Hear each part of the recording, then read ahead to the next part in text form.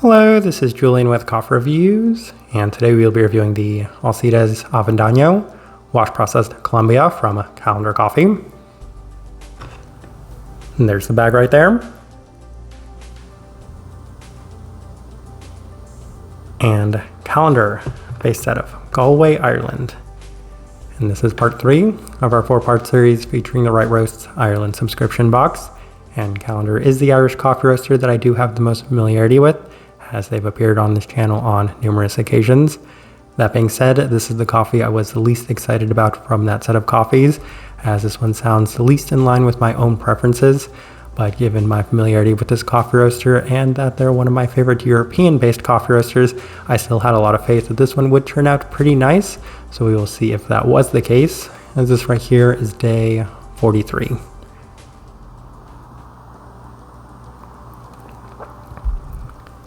And recipe we went with for this coffee was Calendar's recipe at a 16.67 to 1 water to coffee ratio, brewed at 99 degrees Celsius, about 210 degrees Fahrenheit.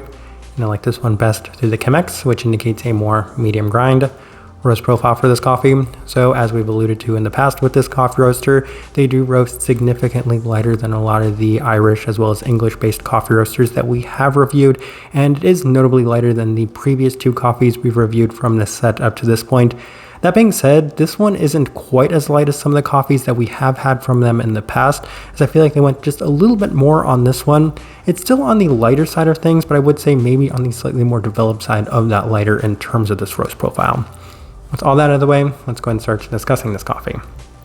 Day 17, first impression, and we did opt for the V60, and it was quite reminiscent of previous Calendar coffees as it came out mostly soft and tame with a notable chocolate base, complemented by some subtle dark fruit aspects, lending itself towards a very traditional first impression. And that's kind of the issue I had with this coffee, as some of the other ones did sound just a little bit more exciting.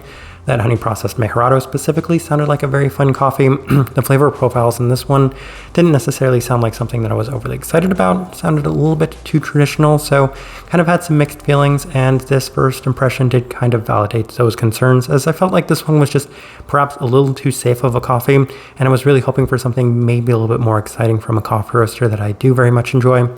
We move on to day 20 as we opted for the Chemex, and it had a pretty similar impression this time around as well, as it does continue to offer more of that traditional base with a very fudgy feel to the cup, a slight nuttiness as well with a classic profile yet again, so not too much to take away from the second impression either.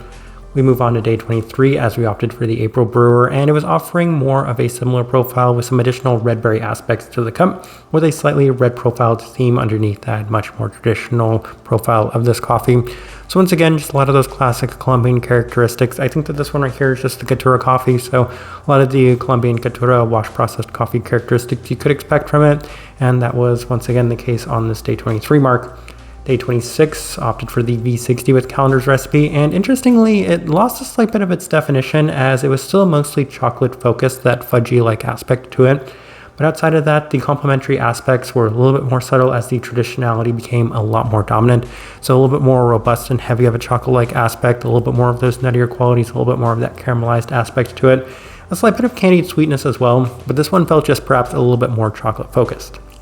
Day 29 through the Chemex with Calendar's recipe, and this was a very interesting day because it was the most intense and undefined it had been up to this point, but perhaps not necessarily in an ideal sense, because this was very well defined in that dark chocolate-like aspect. And obviously it's one of the notes that I have listed on here, and I could definitely say that it was very much in line with this coffee.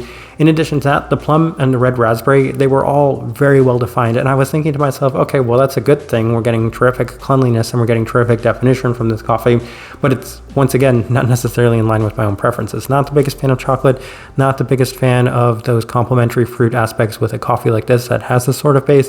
So I was just kind of thinking to myself, well, it's very well defined, it's very clean, but not necessarily in a direction that I'm looking for. Best day so far by a distance though. We move on to day 32 as we ran it through the V60 with Calendar's recipe one more time, and it was not nearly as good as it had been with the Chemex, and that seems to be a theme with this coffee. And weirdly, in all of the coffees that we're discussing in this subscription box, all of them turned out better with the Chemex, which is really surprising given that I would say that maybe 30 to 40% of the coffees we do review do end up that way.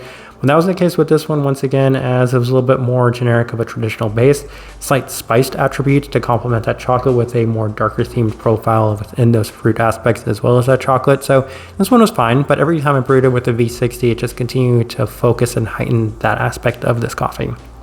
Day 35. Back to the Chemex, and it was another really nice day in terms of the definition of it, as the profile is skewing heavily once again in that fudgy dark chocolate-like sense, but I would say that it was just better structured, and that's the big difference between these two brew methods for this coffee. More of the deep stone fruits and candied chocolate aspects yet again, so it just seemed to offer a little bit more depth and a little bit more clarity definition to it. Day 38, final note we have for this coffee, one more try through the Chemex with Calendar's recipe, and there hasn't been much of a shift. I would say that this coffee has been mostly consistent, though I would say 20% better or so with the Chemex, mostly because of just how much more clarity and definition there was with that brew method. Rounded chocolate fudgy components, darker fruit once again, so just a lot of the expectations we had for this coffee going into it were validated. If anything, I can give them credit though for some wonderful definition of those aspects. All right. Let's go ahead and put up the tasting wheel so you can see what we're getting.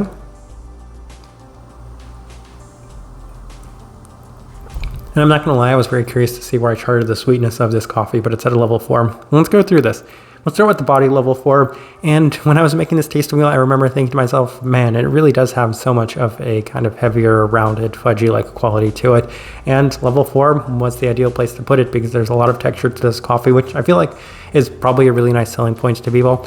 Especially given that was brewed with a Chemex, that's rare. So a lot of body to this coffee. That really seemed to give it just a little bit more depth in general. Cleanliness, level 4, not a surprise to anybody given that there was just tremendous structure and definition to this coffee. All of the profiles within it were very clear and pronounced, so level 4 was always going to be the place for that. Finish, level 4. And I would say that it did come out obviously more in that kind of darker chocolate sense, but it had a nice sweetness to it. And if I recall correctly, Calendar does roast on the Probat, which is why it makes a little bit of a sense that it might have that sort of sweetness within the finish. The caramel jumping a little bit at that level 3, you can kind of see that, and it did have that kind of caramelized aspect to that chocolate-like component. Sweetness, level 4. And I was really wondering because I kept thinking to myself, it's either a 3 or a 4 as I'm drinking it today. And I guess I was generous on this day and bumped it up to that level 4, but it's going to be on the lower side of that level 4. Dark chocolate, obviously not necessarily the sweetest component. And I feel like what kind of pushed it over the top to get to that level 4 probably would have been those candied aspects or maybe more of the caramelized aspect. But I mean, going into this, I was so curious to where I had placed it. So I guess I was being generous on that day. For me, on this day, it's probably a level 3, but it got the benefit of the doubt when making that tasting wheel. Stone fruit, level 4. Yeah, the plum-like aspect within this one, it's a secondary characteristic to the very well-defined dark chocolate, but what was initially a little bit more subtle of an aspect within this coffee became a lot better defined and a lot more pronounced with the adjustments we had made.